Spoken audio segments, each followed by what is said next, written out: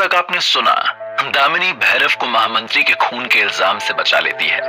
आभा को महामंत्री को जहर देने के इल्जाम में गिरफ्तार कर लिया जाता है। दामिनी हेमंत का सच दरबार में नहीं खोलती है। जब दामिनी और भैरव रोमा को ढूंढने निकलते हैं तो महल के सामने लकड़ी के खंबे पे लटकी रोमा की लाश देखते हैं। अब आगे रोमा की लाश देखकर दामिनी कुछ देर के लिए सुन्न हो जाती है। उसकी लाश के नीचे लिखा था, महल के साथ गद्दारी करने के जुर्म में इसे मौत की सजा दी गई है। भैरव सिपाहियों की मदद से रोमा की लाश नीचे उतारता है और एक कपड़े से उसके जिस्म को ढकता है। भैरव की आंखों में आग जल रही थी। रोमा उसकी बहन की तरह थी। उसे पता था यह हरकत हेमंत के सिवा और किसी की नहीं थी। भैरव को हर हाल में रोमा का बदला लेना था। वो महल के आंगन में घुसा तो वहां सब मौजूद थे। दरबार से निकलने वाले गांव वालों की भी अभी वहां मौजूद थी। भैरव को पता था कि इतनी भीड़ में राजकुमार हेमंत पर हाथ डालने का मतलब मौत था, पर इस वक्त भैरव के सोचने समझने की सारी ताकत खत्म हो चुकी थी। हेमंत भी वहीं खड़ा था।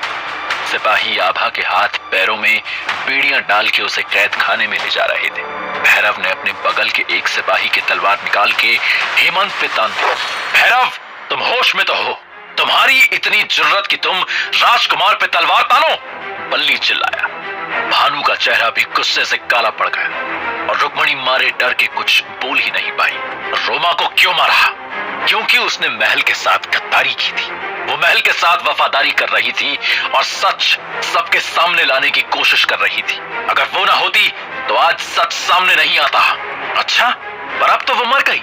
बेचारी आखिरी वक्त तक तड़प तड़प कर तुम्हारा नाम ले रही थी। हेमंत ने तंज करते हुए कहा, भैरव भैया मुझे बचा लो।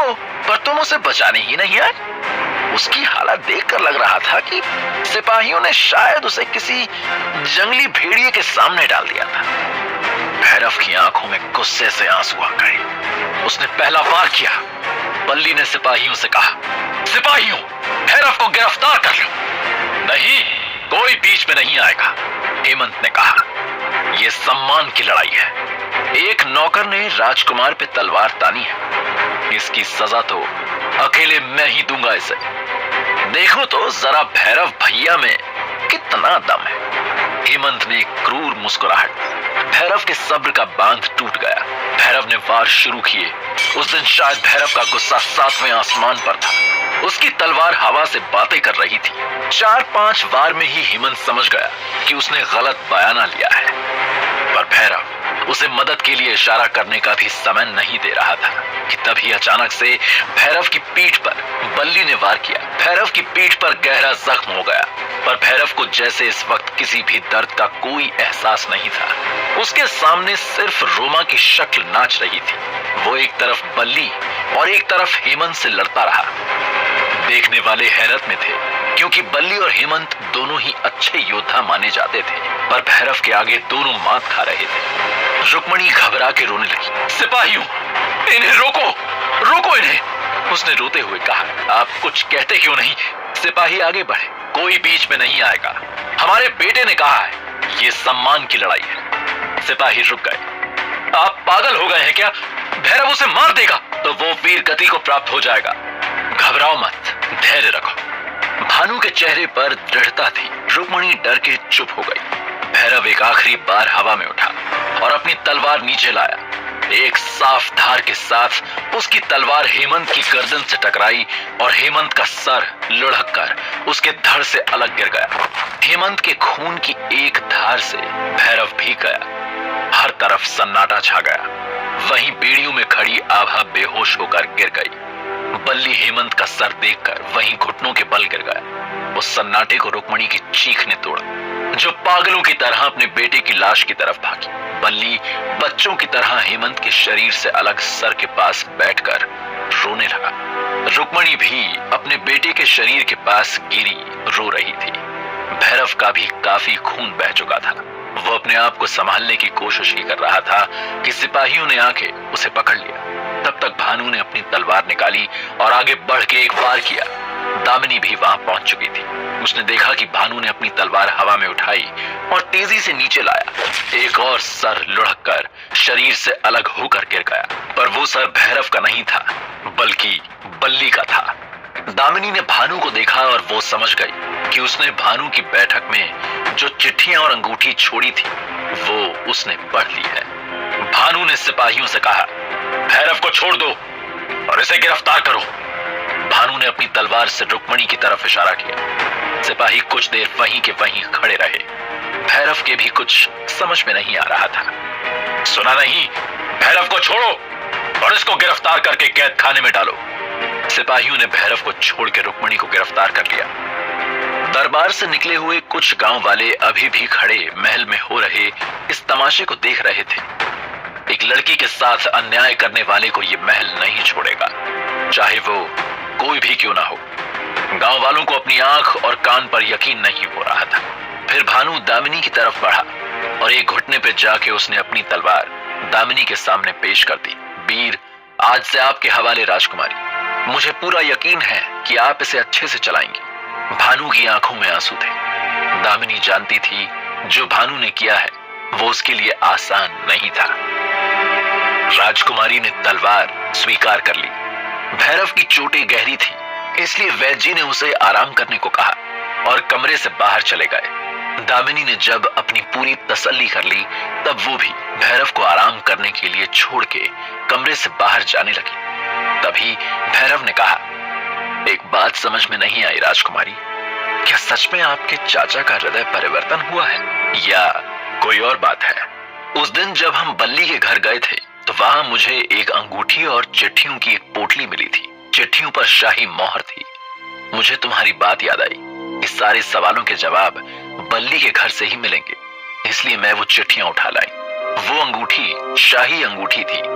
राज परिवार की औरतों के अलावा वो अंगूठी किसी के पास नहीं है। ठीक ऐसी दामिनी ने अपने हाथ की एक अंगूठी की तरफ इशारा किया, इसलिए मुझे रुक्मणी पर शक हुआ।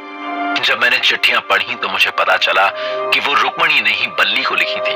चौंकाने वाली बात वो चिट्ठियां नहीं थी, पर जो कुछ उन चिट्ठियों में लिखा था वो कोई सोच भी नहीं सकता था। हेमंत असलियत में रुक्मणी और बल्ली का बेटा था। ये बात खुद भानु को भी नहीं पता थी, इसलिए बल्ली हर वक्त हेमंत की सारी काली करतूतों पे पर्दा डालता रहता था और उसे बचाता रहता था। इन दोनों को आभा और हेमंत के बच्चे के बारे में भी पता था। हेमंत आभा से छुटकारा पाना चाहता था, इसलिए उनका अगला कदम आभा को मारने का था। पर तब तक मुझे बचाने के लिए आपको आभा की सच्चाई को सबके सामने लाना पड़ा। भैरव ने दामिनी की बात पूरी करते हुए कहा। दामिनी ने हाँ में सर हिलाया। पर हमें आभा को आजाद करना होगा। जो कुछ हुआ उसमें आभा की गलती सिर्फ इतनी है कि उसने अपने पति को जहर देकर मारने की कोशिश की और उसका इल्जाम मुझ पे लगाया। हाँ, वो बेचारी भी दिल के हाथों मजबूर थी। दामिनी ने भैरव की तरफ देखा। भैरव ने शायद उठने की कोशिश की, पर दामिनी ने उसे रोक दिया। अब तुम आराम करो, मैं कुछ देर में फिर आऊंगी। वैद्य जी ने कहा है कि हर 3 घंटे पे जख्म की पट्टी बदलनी है। दामिनी कमरे से बाहर चली गई। भैरव जानता था कि दामिनी रोमा को लेके बहुत दुखी थी। शायद इसलिए ज्यादा देर भैरव के पास भी नहीं बैठ पाई, क्योंकि उसे अपने कमजोर पड़ने का डर था।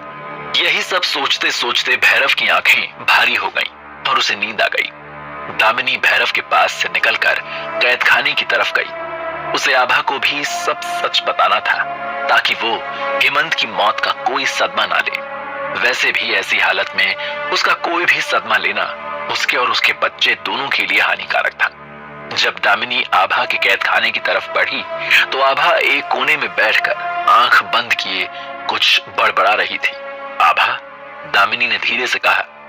आभा ने आंख खोलकर उसकी तरफ देखा। उसकी आंखों में अजीब सी दहशत थी। मार दिया, मिल गया तुझे चैन? तुझे क्या लगता है तूने मुझसे मेरा प्यार छीन लिया तो तू जीत गई?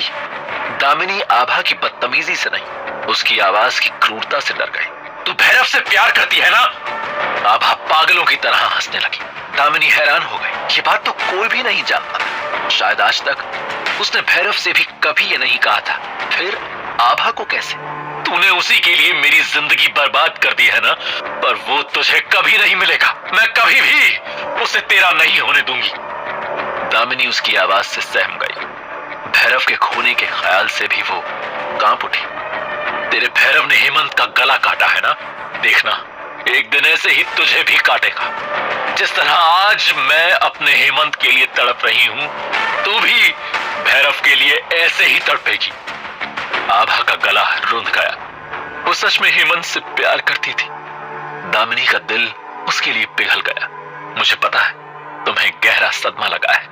भैरव ने हेमंत को इसलिए मारा क्योंकि उसने रोमा के साथ गलत काम करके उसको जान से मार दिया था। झूठ है सब, झूठ। मेरा हेमंत मेरे अलावा किसी को हाथ लगाना तो दूर, किसी को देख भी नहीं सकता।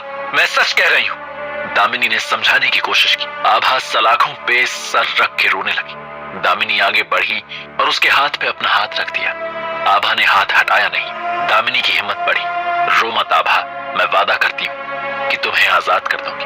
आभा ने उसकी तरफ देखा और अपना हाथ बढ़ाकर दामिनी के बाल पकड़ के कस के नोच लिए। दामिनी चीखी। सामने देखा तो उसके बालों का एक गुच्छा अब आभा के हाथ में था। तू मुझे आजाद करेगी? तुझे लगता है तूने मुझे कैद कर रखा है? वो फिर पागलों जैसी हंसी हंसने लगी। तूने गलती कर दी दामिनी, अब तुझे इसकी बहुत बड़ी कीमत अदा करनी पड़ेगी। मेरी एक एक बात याद रखना, कह के आभा ने छत की तरफ हाथ उठाया। वो कुछ बड़बड़ाई और अपनी आंखें पलट ली। दामिनी की नजरों के सामने बेड़ियां आवाज के साथ जमीन पर गिर गईं और आभा गायब हो गई। दामिनी ने कैद खाने में इधर उधर देखा। आभा कहीं नहीं थी। उसने सिपाहियों को आवाज देकर कैद खाना खुलवाया और अंदर की तलाशी करवाई। कोई भी बाहर निकलने का रास्ता कहीं नहीं था। दामिनी परेशान हो गई। आखिर आभा गायब कैसे हो गई? ये किसी इंसान के बस की तो बात नहीं थी। क्या आभा कोई और बला थी? दामिनी अपने कमरे में नहाकर बैठी ही थी। सामने शीशे में उसने अपने सिर पर उसी जगह हाथ लगाया जहां से आभा बाल नोच कर ले गई थी। आखिर उसने ऐसा क्यों किया? क्या नफरत में उसे चोट पहुंचाना चाहती थी? अचानक उसे रोमा की बात याद आ गई। राजकुमारी ये पगली दादी है ना, ये चुड़ैल है। ये गांव की औरतों के बाल लेके उन पे काला जादू करती है। राजकुमारी ने अपनी बेवकूफी की सोच पर खुद को धिक्कारा। आभा की बातों का उस पर गलत असर हो रहा था, पर उसका अचानक गायब हो जाना कोई छोटी बात तो नहीं थी। उसके कानों में अभी भी आभा की बात गूंज रही थी। तेरे भैरव ने हेमंत का गला काटा है ना, देखना एक दिन ऐसे ही तुझे भी काटेगा। जिस तरह आज मैं अपने हेमंत के लिए तड़प रही हूं, तू भी भैरव के लिए ऐसे ही तड़पेगी। क्या भैरव और दामिनी की जिंदगी में कोई नया मोड़ आने वाला था? क्या अब उनकी खुशी के दिन आ गए थे, या कोई नया हादसा उनका इंतजार कर रहा था? आखिर ये आभा क्या बला थी? क्या आभा की धमकियां सिर्फ गीदड़ भपकी थी, या उसमें कोई गहरी सच्चाई छुपी थी? जानने के लिए